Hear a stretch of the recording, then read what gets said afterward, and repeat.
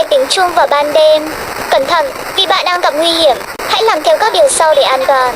Điều thứ nhất, không được mở cửa bằng mọi giá. Không phải mở cửa để nó thấy, nhưng rất có thể nó đã bị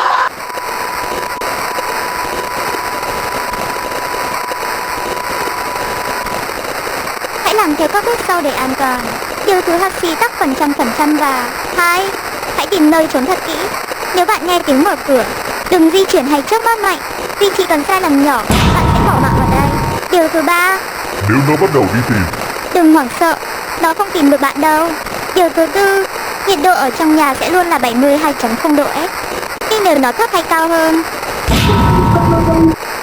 suy tắc phần trăm.